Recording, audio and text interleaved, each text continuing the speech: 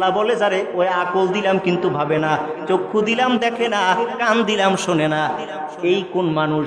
যেই মানুষগুলি আল্লাহর বিধানকে মানে না, এই মানুষের গুণ হচ্ছে এরা কেমন মানুষ?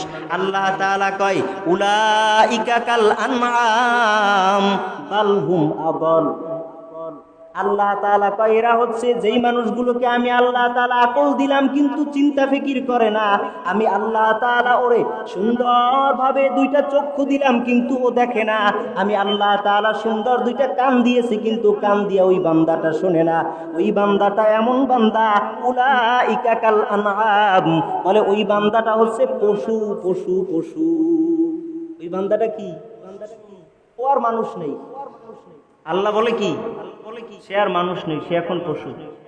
উলাইকা কাল আনআমি বাল হুম আদাল, বলে ও পশু না, বরঞ্চ পশুর থেকেও নিকৃষ্ট। যারে আল্লাহ আকল দিয়েছে ও যদি আকল দিয়ে না ভাবে, যারে চোখ দিয়েছে ও যদি চোখ দিয়ে না দেখে, যারে কান দিয়েছে ও যদি কান দিয়ে না শোনে, তাহলে সে মানুষ আর থাকে না। সে কি হয়? সে কি হয়? পশুর থেকেও খারাপ। আল্লাহ কয় পশু না। প্রথমে আল্লাহ বলে উলাইকা কাল আনআম, ও পশু, পরে কয় বাল হুম আদাল, না ও পশু, এটার থেকেও খারাপ।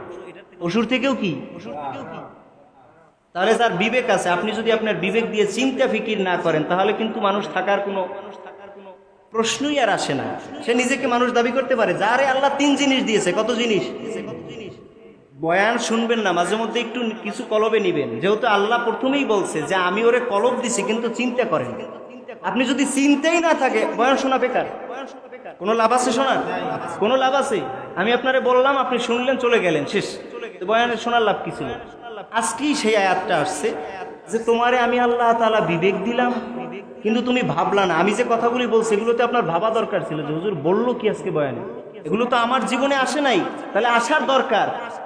এই যে চিন্তা যে করবে যে আমার তো পরিবর্তন হওয়া দরকার, সে মানুষ। সে কি?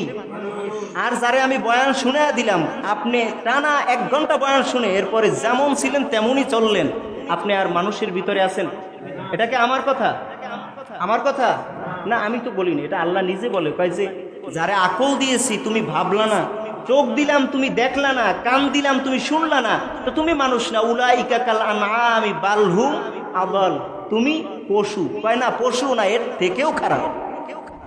পশুর থেকে খারাপ বলার কারণ কি? পশুর একটা ধর্ম আছে, পশুর কি আছে? তা গুণ আছে না? আপনি যে গরুটারে পালেন, ওর যে শক্তি, আপনার মতো 10 জন একা তাড়াইতে পারে? পারে কি পারে না? একটা মহিষের সাথে 50 জন মানুষ কিছু? ওর যে শক্তি আল্লাহ দিছে। এরপরে আপনি দেখেন মহিষের যদি বলেন এই দাঁড়া, ও দাঁড়ায়, হাট হাটে, ডানে যা ডানে যায়, বামে যা বামে, কিরে? কারণ কি? ওর তো আপনার থেকে বহুগুণ শক্তি বেশি, কিন্তু আপনারে মানে। ও তো পশু, ওরে আল্লাহ এই আকল দেয় নাই, ভালো মন্দ বিচার করারই আকল দেয় নাই। ছাগলের যদি কেউ ঘরের বসে এরপরে সুন্দরভাবে ওরে 1 ঘন্টা নসিহত করে, শোন তোরে কিন্তু ইমাম সাহেব দিয়ে কিংবা পীর সাহেব দিয়ে নসিহত করাই, কি নসিহত? বলে তোরে সুন্দরভাবে বয়ান করাইলাম, কানে কানে বয়ান করাইলাম, আমি মালিক তোর, তুই হইলি আমার পোষা প্রাণী, তোরে এখন গোয়াল থেকে ছাড়বো, সন্ধ্যাবেলা তুই ঘরে আসবি, এর আগে সাবধান, আমার দরওয়াজার সামনে সুন্দরভাবে একটা কাঁঠাল গাছ কিংবা একটা লিচু গাছ আছে, ওইটাই তুই মুখ দিবি না, ওর দিকে ফিরেও তাকাবি না, পর্দা করবি ওর থেকে। নসিহত করার পরে ছাগল কি করে? কান ছেড়ে দেওয়ার সাথে সাথে ডানে বামে 2 লারা।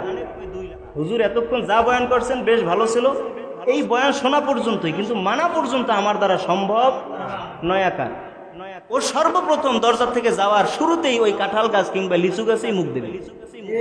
কি কারণ কি? এতক্ষণ পিসা হুজুরের দিয়ে বয়ান করাইলাম, হুজুরের বয়ান তুই শোনো না, 1000 মানুষ শোনে, তুই শুনলি না, কারণ কি? বলে আমার ভিতরে ওই ভালো মন্দ বোঝার আকল। তো যেই মানুষটারে আমি 1 ঘন্টা বয়ান করলাম, নামাজের বয়ান, সুদের বিরুদ্ধে, ঘুষের বিরুদ্ধে, এর পর্দার বিরুদ্ধে, আপনি পর্দায় চলবেন, এই বলার পরে যারা মসজিদ থেকে বাড়িতে গিয়া সর্বপ্রথম ওই কাজ করে, তাহলে এই মানুষটা মানুষ থাকে? রাঘন হুজুর আজকে তো আমাদের